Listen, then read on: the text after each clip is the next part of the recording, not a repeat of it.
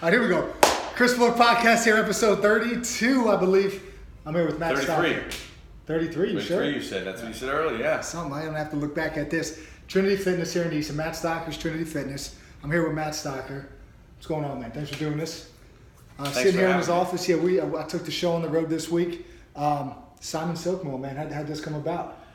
This came about, actually, one of my clients, when I was down my other place down on Bushkill Drive, he said, Matt, I can see you down at that place with your new business. I was visualizing getting out of there. It got too small. A couple things happened in business. I had two clients who actually left the business, which was fine, but they took a good amount of money with them, and I had to figure out how to do something different.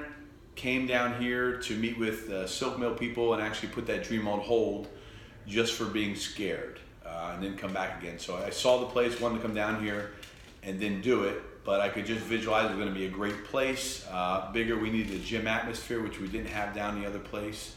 So that's how the idea came about, and then we came back around to it again after we got a little bit more courage from doing some other things.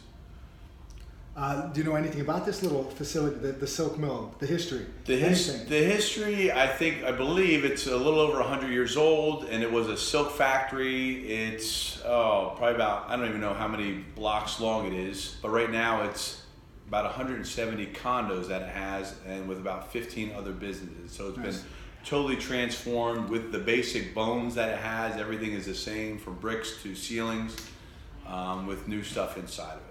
Yeah, it's pretty beautiful. I mean, a lot of the work, you guys do that yourself? Did you tell contractors, hey, this is what we're looking at? Or did you kind of have to take the lead on it?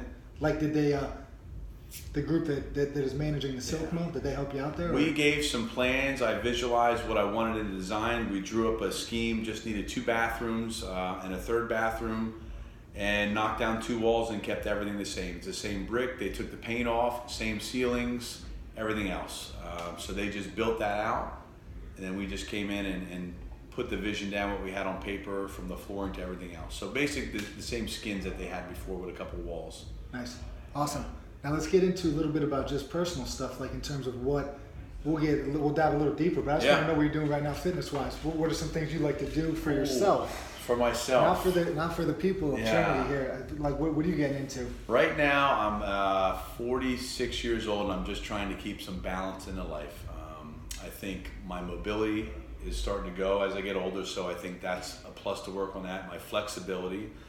And I think having my strength training and just doing a little bit of that every day, I think helps out. No more I'm going heavy anymore. My body's changing a little bit, so I think I'm just changing with that and keeping my eating clean, making sure my sleep and recovery. I'm taking more days off than normal because I think as we age, I think that becomes important instead of beating our bodies up every day.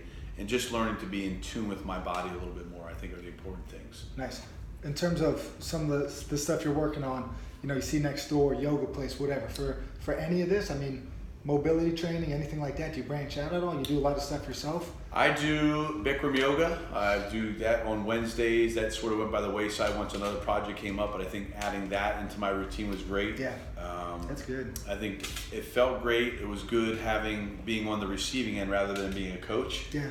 Because you want to start to understand what it's like with your client's mentality when they're struggling, and you can sort of understand, be a little more empathetic with what's going on. So it's always good having another coach. You don't have to think for an hour. You just show up and just get your stuff done. A couple bike rides with some clients who are into cycling and biking just to get out of my comfort zone. Yesterday, actually, I felt I needed to connect outside a little bit, so I just packed things up, went to Jacobsburg Park, and went for a 40-minute run / jog / whatever I could, but just being outside rather than indoors, I think, was a great thing too. So just trying some different things instead of pounding the body with weights all the time, I think is great. And I was going to mention too, with the Bikram stuff, you get an understanding too why somebody would want to come and say train with somebody. It's like it just takes the thinking out of it. Like, is it 26 poses or whatever Bikram offers? Yeah. Like, it's coming, but still you have somebody telling you, you don't have to think about what your workout's going to be. It's laid out for you. Just go in there, do the work, listen, go home. And they always one teacher always says, all you need to do is show up. Yeah, but that's true. That's all you have to do. Just show up, and it's for an hour. Even here with personal training, somebody just has to show up, and they don't have to be a coach, a father, a mother, anything for an hour. They're just not being in charge, which I think sometimes to not be in charge sometimes is a great thing. And you were talking before we went on the air, like just life beats people up. Yeah. And this is one place that you try to create for everybody. I mean, I don't want to put words in your mouth, but this was just something you wanted to create for somebody where they could kind of forget all that and, you know. Yeah. One thing we want to do when people come to Matt Stocker's Shreddy Fitness is to have this be the best hour of their day. A lot of divorces going on, a lot of people struggling financially, issues with kids going on, they're not happy in their lives, and that all affects people out there. But when they come in here, we just wanted to create a space where one of my other people from my mastermind said, create a space where it's like a bomb shelter. When all hell's breaking loose out there, there's a place where people can come no matter what's going on. They want to be here. They know they're going to have a great hour. They know they're going to be taken care of. They know that they can vent. And it's just going to be a great time in their day. So that's what we want to create when doing that. It's not all about how many reps can you do, how much weight did you lose. It's about where you'll be able to flip that switch of somebody. When you watch them walk in the door, you know they were feeling heavy and stuff was on their mind and heart, and you were able to turn that around, and they left here feeling much better than they came in. Perfect. We talked about the mastermind, but I do want to kind of reverse it a little bit now. Just looking into some of the stuff, early career. I mean, you went to college. Now you played sports growing up, right? Played football growing up. Went to Kane. Went to Kane for my master's degree. Which was psychology, right? Human behavior and psychology, yes. All right, yeah, so, good, man. You're like, yeah, good for you. After college, you were working in that field. After college, I worked at the the Juvenile Justice Commission, and worked with all inner city kids. In Easton? This was actually in Washington, New Jersey. Right. And the best thing working with these inner city kids was being in shape, because that allowed me, that was like a key. Because everybody wanted to get in shape, and that key actually opened the door with these kids and allowed me to build a relationship with them, because they all wanted to know, Mr. Matt, how do you get big like that? How do you get big like that? And I could break down any barrier, any color barrier, didn't matter with these kids, and that allowed me to be successful in that. Worked there for 5 years, went to the Children's Home of Easton, ran their emergency shelter, but definitely was not what I was built for. But I think they were all just little things that I need to do to get me where I was today, learning stations. Then a door opened in the fitness industry over here. My wife and I, we took out a $20,000 loan. I built a commercial gym in my basement. Had 3 wrestlers who were my first clients. Where were they from? They were from Nazareth. Nazareth. Yeah, the Mutch twins, and their brother trained them in my basement. My friend introduced me to Mike Kosis, who was another, had a great business down the road. We clicked it off, and the rest was history. I worked 2 jobs at the children's home and trained at night. And then my wife said one time, you're working too many hours. I was working both jobs. She said, you got to jump. So I jumped, took the leap, got into training, and been doing it now for about 14 years. Some good advice. Just all worked. Just jumped. My wife had benefits. It was good, but she supported me. We didn't have all the money then, but she was like, you know what? I know where your passion is. I know where your heart is. It's not with these kids. And once I took that step, it just worked, and things started going in line, and the clients started coming, and I worked hard, and my schedule got filled after about 1.5 years. And then now, 10 years later in our own business, I wouldn't change it for anything. I think a big part is just surviving, like not giving up and staying in business, because there's always going to be times that you want to be done with it, but longevity is like the most important thing, I think, and just being like reliable and dependable and all that stuff, and being there for people, I think is probably the most important thing. So talking about these kids, probably learned some great lessons, but did you give them some good advice on how to get some muscle on, or what? I think they did well. I think I did pretty good. What were these workouts like? Did you put those kids through It was stuff? all about building biceps with the kids. That's all they wanted to do, and look good in their tank tops. Bench press if you could do it, and hit some biceps, and that's about it. And it was a day, but that was just, I think that was one of the best times in my career. It showed me just learning about patience with people, so I can deal with people here where you work with kids and kids who are struggling, trying to give them some kind of good advice to get them to the next level and stage. It also showed me working with these kids in the juvenile where I might have, my path should have been from growing up and being in high school, and in high school weaving and dodging and going different places. It just was an eye-opener of where my life could have been if I didn't get myself back on track. That's one thing too that you're 14, 15. There's always like that little fork in the road, and I think understanding that could have very easily been you or been me or been anybody. Yeah. It's the individuals that don't see that, I think, is where you get very just too judgmental towards people, and instead of understanding what any of us, depending on the circumstance, you could end up that way. So that's perfect. You got some bodybuilding stuff around here, man. So what happened there? We went to college. You played football in college. 4 years? Went to college 4 years. Bigger guy at the time? 280 pounds. 280. Yeah. My last year. Did you play D-line? Played offensive line, and I got tired of blocking. So my last year in college, I went from 280 and dropped down to about 220 and went to running back on like the practice squad. Yeah. And in 95, 1 year? 60 pounds, 1 year? Yeah, in 1 year I dropped, played on kickoff and blew my ACL out in 1995. So that sort of turned everything around. Was at college, got into some painkillers, was really down in the dumps because I couldn't do anything. My knee was getting surgery. I was done with football my last year of college. So I remember in 3/31/96 was when I flipped the switch and turned my whole entire life around. 3/31/96. I was like, that's it. I was depressed. I was down the dumps. I got rid of friends I shouldn't have been with at college and got into bodybuilding and competed in my first bodybuilding show. Right around in the summertime of 96. That's when I graduated college. Did you have some sort of reliance or dependence on the painkillers, or were you just taking them to kind of escape? I think it's just to escape. I think I was done with football. I knew that was done. I think there was not much to do. You're in college. You're doing rehab. You're not going out. You're on crutches. You're depending on other people. It's just when you lose that ability to have freedom, I think a lot of things go on. I think if you're not in the right mindset, I think you can spiral down.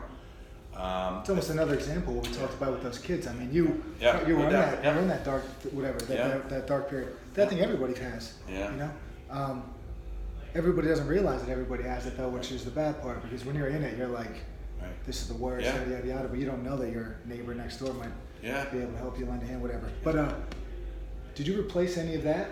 Do you think the reason I asked about the dependence part of it was like, do you think you found a replacement for some of that stuff with training for bodybuilding? Or I think that I got rid of certain friends. I just changed around. I started reading a lot more, muscle fitness, reading that kind of stuff, getting to that, and just wanted to change my life around and do that. And then that ended up getting muscle fitness for college students. I had to write an essay and do that, so that was good.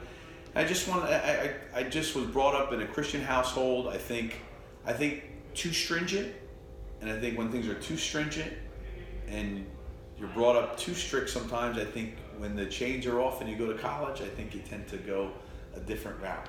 Yeah. You know, and luckily I was always surrounded.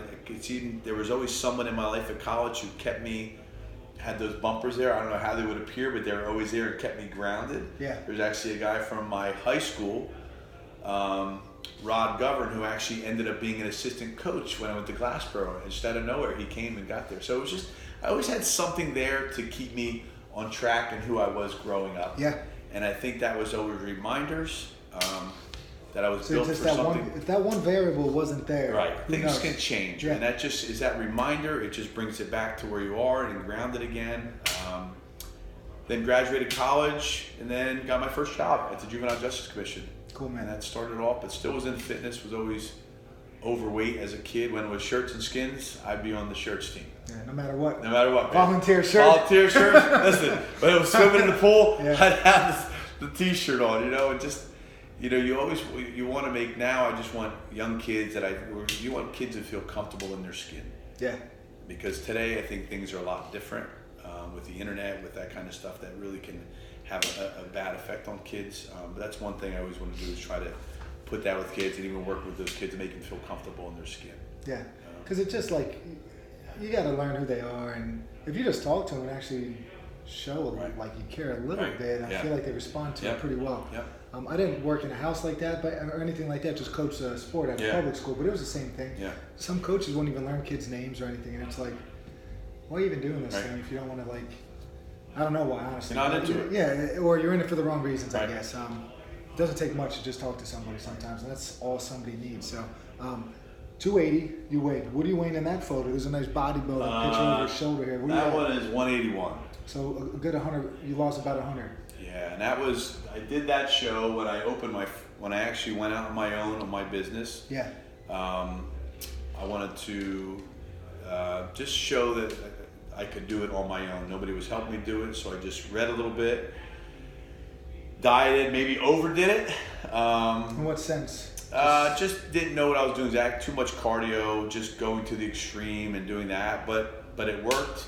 Went to the Natural Brick Show in New Jersey, and it just all worked out. So I think that actually built my confidence being able to do something on my own without any outside assistance from any dietitian, from anybody with coaching, and it just worked out from doing the research. So I think that boosted my confidence a little. Did you compete more beyond that, or just like that was the last show we did in 2010, and that's right when I opened this business here, 2009. Nice. So that game, I want to do it again in the spring, but I just know to do that just takes a lot of discipline. Coming up. A lot of selfishness. Coming out of retirement. Well, bringing the old spandex out. I think the elastic's probably. I got to get new ones. The old spandex. That's right. What? So you think you're gonna do it? I believe I am. I just have to figure out where it doesn't affect my family, because it's a 16 to 20 week period where it's going to impact everybody around you. Did you wrestle or anything growing up? No wrestling, just football. Wasn't allowed to play football till high school because I was always overweight. Yeah. Growing up with the youngsters. What do you think about the state of football now? You say you don't follow much. I don't really either since I stopped coaching, but at the youth level, they're trying to make things a little bit better for kids that are bigger to play and all this other stuff. But participation's down.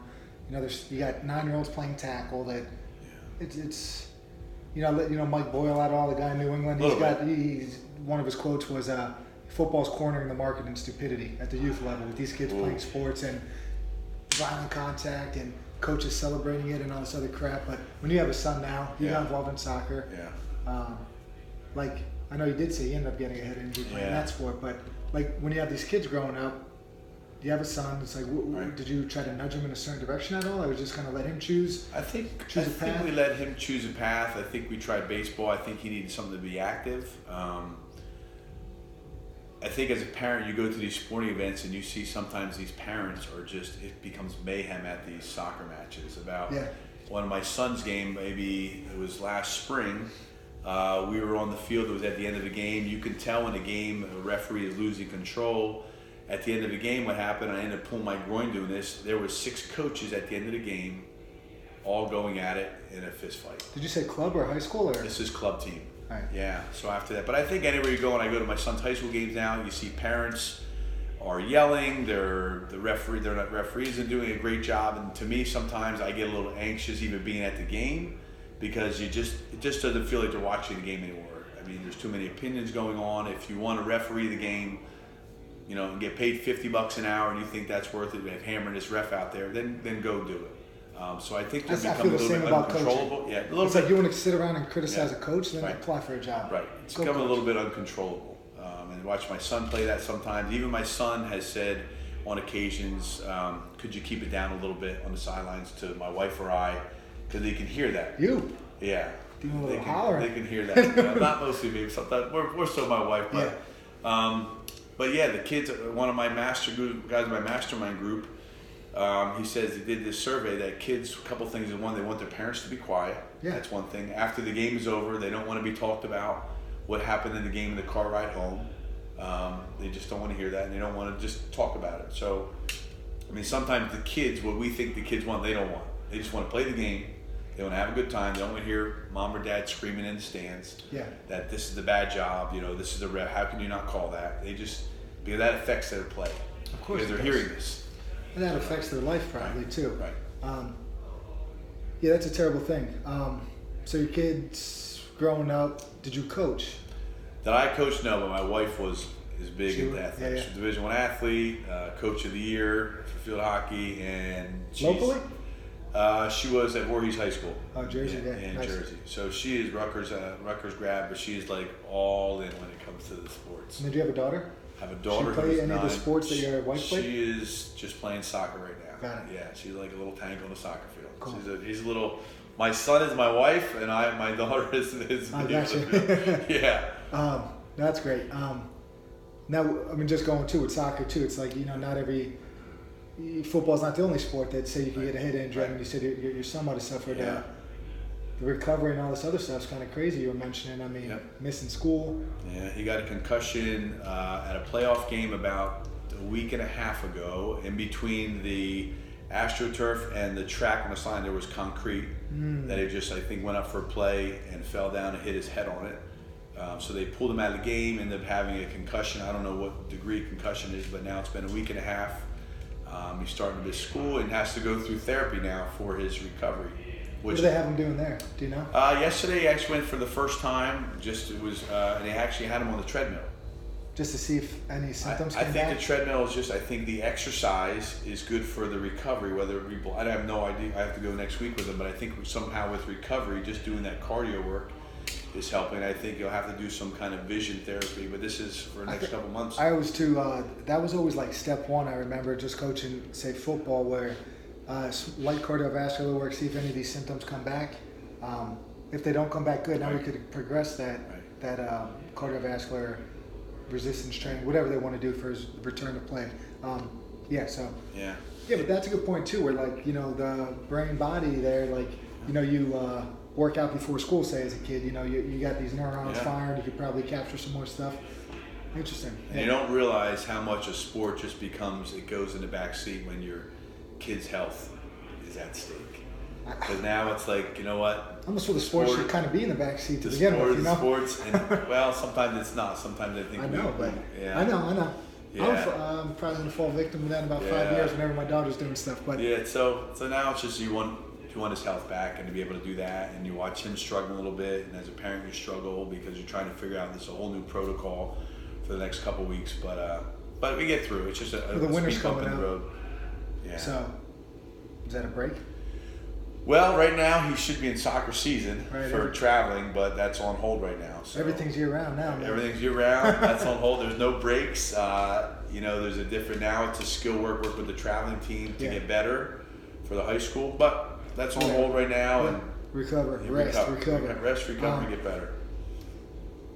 Does he work? Do any of the kids work out with you? Do they like that? They both come in here. They always ask when can Dad work him out. Nathan likes the afternoons better. Sometimes like pulling teeth, but when he's in here and doing it, he enjoys it. And my daughter, she just enjoys coming down here, and we'll do some bodyweight stuff, some fun on the BOSU. But they're enjoying it. I think as parents, when you're setting the example of your kids, my wife and I are both into health and workout, that will trickle down to your kids, which I think is great these days. So a lot of kids are struggling with body weight and those things, and I think if they can see the parents doing something, I think those habits, not all the time, but will trickle down to the kids. Probably for good and bad, right? Yes, both of them. Both, no doubt. Now, you said you grew up in a strict household. Yeah. Do you have to fight? Do you think that was kind of ingrained in you? Like, hey, this is what parenting is because you grew up that way? Like, do you have to fight that and kind of change some of that with your own children, or not? Like, Yeah. I think you have to fight almost following your parents' footsteps and being strict, or not? I think these days you're making it's like a whole new. I think you have a bigger appreciation. My mom had 4 kids raising, and it's a bigger appreciation of what they went through and what they did. Because with 2 kids right now, it's like crazy. My wife and I, you're passing here and there. You're trying to make sure the kids' schoolwork is done. You're trying to make sure they're doing good with their sport. You're trying to make sure. It's just a lot going on. So I think it's more of an appreciation of what your parents did, what they sacrificed to get you where you're at and what you're doing, because they put their stuff on hold so you could become successful. Yep. And the strictness just might be, it's a whole different, would be going to different events. I think we're a little bit more lenient with that stuff, and I think that's okay, but I think you still have to be on top of the things with this Facebook, with this Instagram, and your kids are getting out. Once they're out there, the world, can have a piece of them. So you just have to keep an eye on that, watch the company they're keeping a little bit, and I think it's hard to raise kids. It was like there's 2 things that I listened to. The one was you want your kids to explore, but just don't hurt yourself, kind of thing. Like don't do anything stupid. Right. Then the other thing was like you want them to make decisions, but you also need to nudge them. And this guy was using church as an example where he decided. I'm not gonna make my kids go to church, I'm gonna let them decide when they get older. But then he's like, but then they're missing those lessons when they're young too. Right. So you gotta like kind of nudge them. You are the parent still, and you gotta kind of like Right. nudge them in a certain direction, or just kind of maybe make them do something sometimes. Yeah. I mean, I'm not there yet. Our daughter doesn't even speak full sentences, but Yeah. these are just things that I hear and the church like to talk to people about. I think the spiritual part is important. I just think, I was definitely brought up in a Christian household. We take the kids to church. I think that is a piece of me that makes me me. I think even though my parents, they instilled it in me, I think it went away as I found my own path, but I think it came back. And I just think if you're an example to your kids with that, I think they see that, and they'll find their own path with that. And I came back to that. But I think sometimes if you force too much, like anything else, I think it could be a bad thing. Yeah. And giving it a freedom, I think I'm learning now with communication with my son it's letting him find his own space a little bit. Yeah. And being open about the conversations about it, about what's going on, and not being like, if he's talk about the drugs, talk about the drinking, talk about the sex, and it's gonna happen, instead of hiding it and be open about it. I just don't think my parents were ever like that. It was just yes or no. Be quiet and No, you didn't know about it. So now I just think you just have to be on top of it, be honest, and build that relationship with the kids. And I think you hope it'll work out better, because there's a lot of stuff going on there that these kids can get involved in. Yeah. And real quick, and their life can be changed in an instant. Their future in an instant. Yeah, it can, big time. And it's hard to understand that too. I mean, even as no matter what, as you progress through life, it's like. Yeah. And then now, schools, I mean, I see some of these kids that come in. Do you work with kids at all in here? Once a year, for some reason, a young kid floats into my life. Yeah. But it's like some high school kids now, they're full schedule. There's a girl, she's singing, Division I lacrosse player. She's playing field hockey. She's National Honor Society. She's in this other club. Now, somebody just told me she sings in a group, and I'm like, how the hell is she doing all this crap? But anyway, they have to pad their resumes, man. So it's like colleges don't even want you if you need clubs, you need this, that, and the other thing. And I'm just like, man, I didn't do anything. Right. Like growing up, there's a kid, he's an 8th grader, he's in a robotics class, and I'm like, sometimes we have too much going on with the kids, and yeah, but it's like that thing too. I didn't mean to cut you off, but it's like they almost feel like required, and then as they get into college, it's like they need to get certain grades, and it's like a lot of stress, it's a lot of pressure. Probably some anxiety might come along with it. When really, it's like just kind of pump the brakes, and it's okay. Like it's okay to rest. There's gonna be better people than you. You're gonna be better than this person. They're gonna be better than you. It's like you wanna. Yeah, I don't know. Sometimes it's okay. I mean, sometimes like even when you have your kids and it's a day where there's nothing going on. Sometimes it's okay to let the kids sit and do nothing. Yeah, it's like good. We right? feel like sometimes we were home on the weekend. Like if there's nothing going on, it's my wife and I are like, is it okay if you just sit and on the TV? It's great because we have such schedules, and they're here. They're at practice 5 nights a week. They're running here. They have a play day. Sometimes the kids can get overloaded. We don't know they're getting overloaded because we're just going with them. We're overloaded as adults. And we can't handle it. Yeah. So how's a 12-year-old or 14-year-old going to be able to handle that? But we're like, frazzled doing it. And just let them be kids, I guess, right? Let them be kids, man. I want to watch some stupid stuff. It's okay. It's okay to play the PlayStation a little bit and watch something stupid. I'd love to sit down and just on a Friday after a long weekend, just maybe watch a movie and just shut my mind off for a little bit, or just.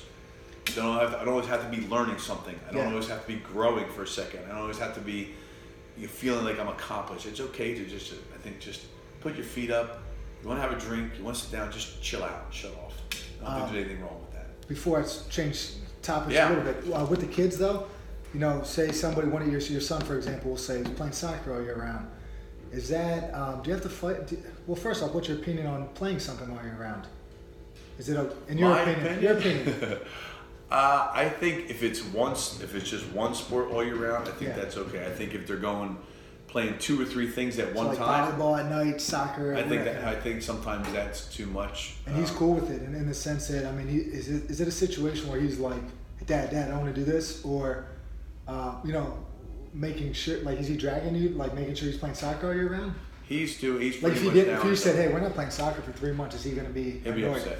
Yeah, he's at the point now. I think he enjoys it because he excels in it. Yeah. And he's growing a little bit. He's meeting some good friends. He's getting challenged. That's a good thing too. Like I don't know, the friendship part of it. It's like those guys that I played football with or wrestled with or whatever, and youth through high school. Those are Right. still like my best friends to this Yeah. day. So, and then doing the training in addition to that is pretty. It's the right way to do it. You know, getting them, introducing them to some stuff like this is cool too. And we never had, when we didn't have parents who would pay for extra training. True. Yeah. And parents It wasn't would a pay. thing, man. Right. Yeah. You know, kids were playing multiple sports, and now too, it's like coaches used to coach multiple sports. Now they're not, so it's like you might run across a club coach that's like, hey, or even a public school coach. I mean, I've coached with guys at football coach, like, what the hell are you wrestling for? Right. What are you doing playing basketball? You should be in the weight room, blah, blah, Right. blah. You should be with us. And it's just selfish and stuff. So I just Yeah. wanted to get your opinion Yeah. on that. But I wanted to go with two things. One of them was the growth part that you talked about, where you just want to press pause a little bit. You got in that mastermind group, Todd Durkin. Been in the game for a long time. He's got a cool story. I mean, he was an athlete. Devastating back injury, I feel like. Back, right? yeah, he had back Quarterback, injury. NFL Europe, something Yeah, like that. Got into painkillers, then he went on this journey to heal himself. Was there some sort of stretch program or yoga program that he got into after the injury or something? Yes, I remember reading? think he went and sought out these people to help him heal himself without any Something unique. Yeah. It was almost like a different, you know, like some sort of Eastern Chinese old school medicine or something. Yeah, Anyway, and it worked. Yeah, so you went out. How did you get? Why Todd Durkin? Like, how did you Todd find the mastermind Durkin, group? I found the mastermind group doing research and just looking around, and Todd, it just clicked with my spirit because Todd is a Christian guy, and anytime I find somebody who is speaking my language when it comes to spirituality, that clicks with me. I did a little bit more research, and I decided to make the investment and go to his 3.5-day mentorship, which is like you're diving into 3.5 days with him at his place in San Diego, and you're writing down life goals, what you want to do, finding out what works best, and putting this all together for 3.5 days with 50 other fitness professionals who are all trying to find out, why am I in this and why am I put here on this earth? Yeah. And it just worked. And when I came back, I think you can't see it, but that was what I drew there. It's just some different things. You draw what you see down the future was rental properties. I wanted 10 of those. And since I joined Todd's mastermind group, we have 5 checked off the list. I wanted a Trinity Fitness 2, so we have our second place here. So the thing with that, you learn to write down what you want, visualize what you want. What do you want to see your life be in 10 years? And you write that down, and then somehow you'll start to work towards that when you see it. Not 2 gyms, just 2.0. Well, the next 2.0, version? the next version. However, it worked its way out, but it makes you be better because you're writing down what you want to see and what you want to be and what you want to do for your family, what you want your days to look like. Yeah. And what you want time to look like, right? You just don't want to go through the motions of life and just go day by day. You want to have a plan. So I met those guys went there, and then I joined his mastermind group, which I've been in for 5 years. And it's just a more individualized coaching group that has definitely changed the trajectory of my business. One is I have a coach that I meet with once a month on phone calls, and when I have any kind of issues, I can just go to that and figure out the problem rather than do it myself. Because if you're in this business and trying to figure out things by yourself, you will close. If you don't have somebody to bounce stuff on or ideas, you're not going to grow. You'll stay stagnant. And I just don't think we're supposed to be stagnant. I want to even this is where I wanted to go too, just divert into that conversation we had with having those other people when you were going to make the move. You know, you talked about the fear aspect of it. I mean, when you were at your previous gym, you said you had a couple people in here that you're talking to some business owners in there. So just tell that story basically, how you were going to give it up, how you thought about coming here. And then I had an idea of coming here. One of my clients had said I could see you there, came over, met with the owners of the business, feeling great. Then 2 coaches that I had, which is fine. They get up. Sometimes people leave. They left the business, and then clients follow. So I lost about $40,000 worth of business. So what happens then? I just started doing stuff. It wasn't until one of my clients came to me in the summertime and just said, "Matt, I really just think you're not focusing on your business enough." And I wasn't. I was doing stupid stuff because I was doing it because I didn't know what to do. But it was almost like, I'm going to do this here, it's helping my business, but really it's doing nothing. You think it's just being busy because you don't know what to do, and I just think I was just scared. So I put this on hold over here, coming to the Silk Mill. Most of the people in my mastermind group have run group classes, which I never did. I thought personal training is all I'm ever going to do. That's all I want to do. You're never going to do anything else. Started a group class at 5 a.m. and for the next year and a half, we grew that group class to about 20 to 25 people. and it just worked. And what that did is it gave me the confidence to come back over to the silk mill. My dream came a reality again, and I had some fire in the tank again, came back here, signed a lease, and maybe a year and a half later, we were over into the new facility. And I don't think I would have been able to do that without having, one is people to be vulnerable to, because there's sometimes when you have stuff on your mind about business and life, only certain people are going to understand what's going on. Yeah. My wife's not always going to understand what it's like. Clients aren't going to always understand what it's like. People who are in the business with you and have been there are going to understand what it's like. And they're going to have ideas. So that idea of a mastermind, of getting 15 or 20 heads around with a little problem in the middle and getting everybody to just pellet it and shoot at it and chew it up and spit it out, just make things better because you get better ideas. Yeah. And that just gave me the confidence to come over here and just create a new space, which has been fantastic. But definitely wanted to quit. Definitely was like, I think scared of failure for my family. What do you think you would have done then? I don't know, because my lease ran out down there. I don't know what I would have done. I don't know if I wasn't, maybe I wouldn't be doing this right now. I don't know if this would have been my journey. Those thoughts still reappear every so often, or no? I think sometimes when you get hit and things you're not growing, I think those thoughts of fear come in your head a little bit. Yeah. But I just think you keep the bigger picture. I think you remember where you were.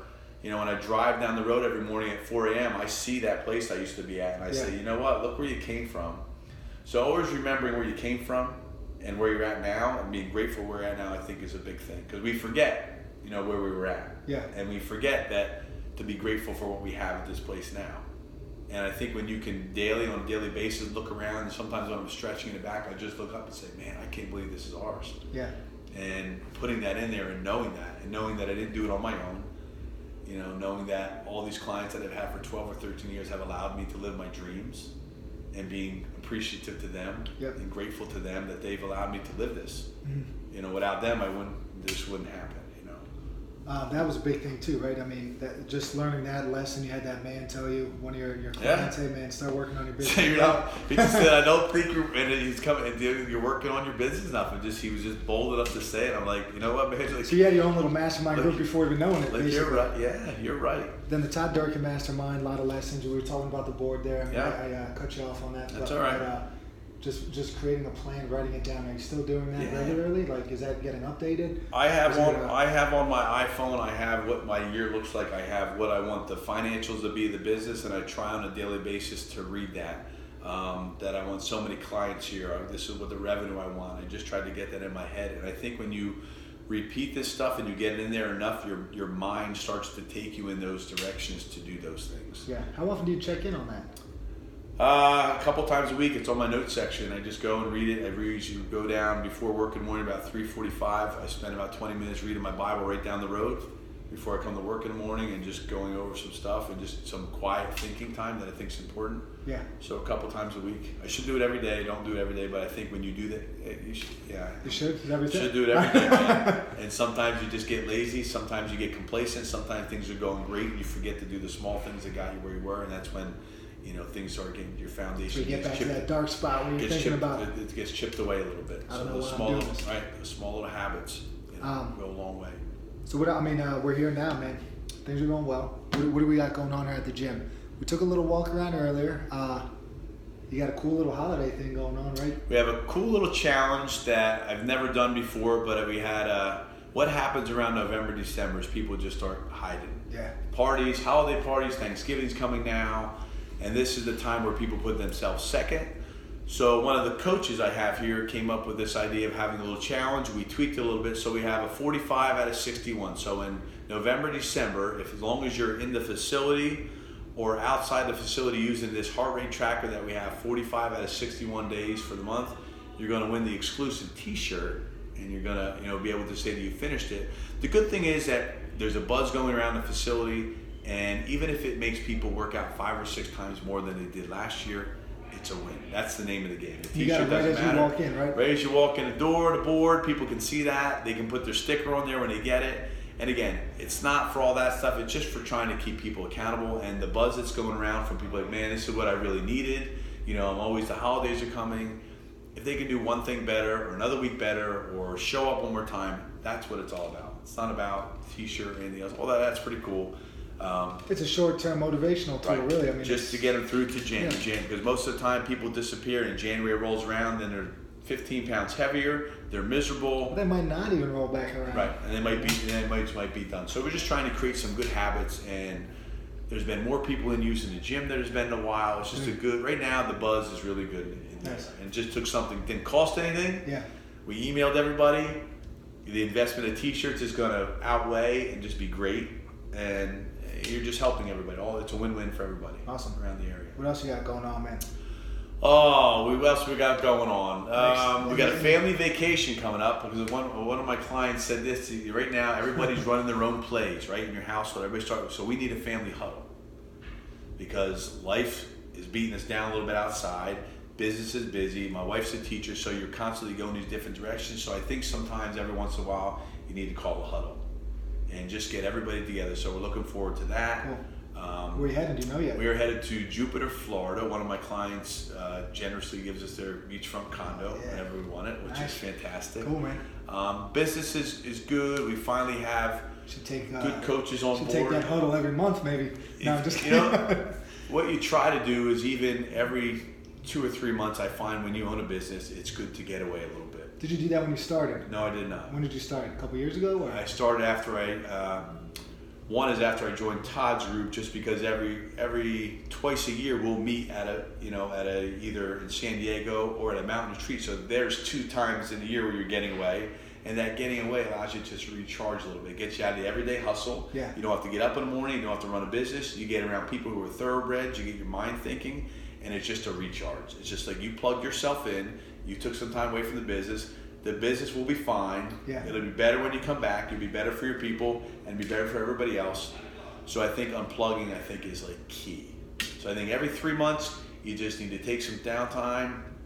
I'm even every couple of weeks just taking a day off to take my kids to school. Yeah.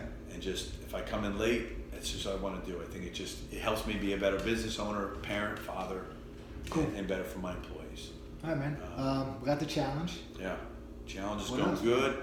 Oh, what else, man? I just, I think the big thing is, man, I just want to help people change their lives. I want to provide a good space for them.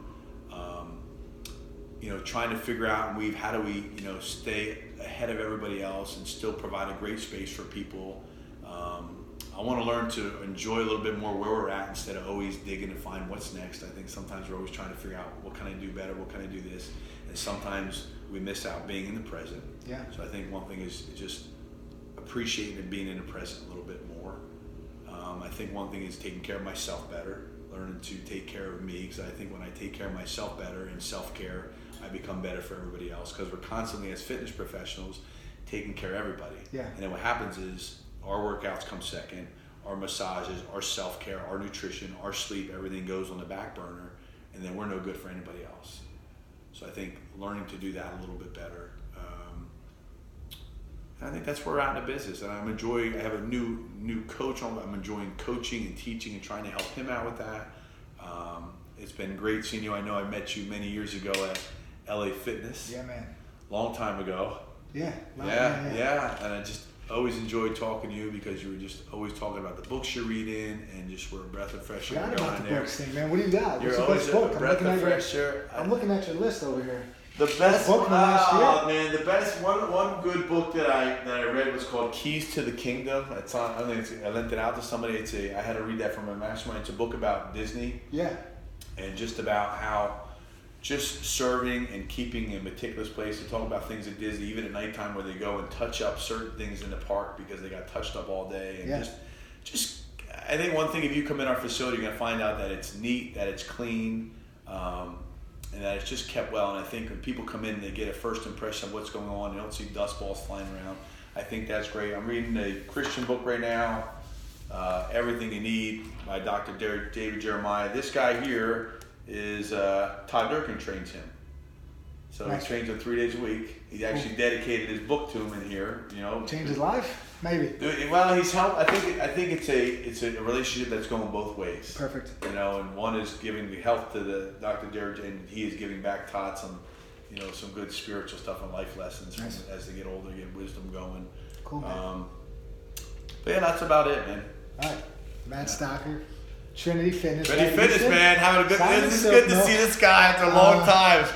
This thing's on YouTube, Google Play, Stitcher, Apple, iTunes. I think that's about it, man. Man, you got it everywhere. It's out there. It's a pleasure, man. Thanks for having me. See you guys. Have a good day, man. Peace out, man. Have a good one.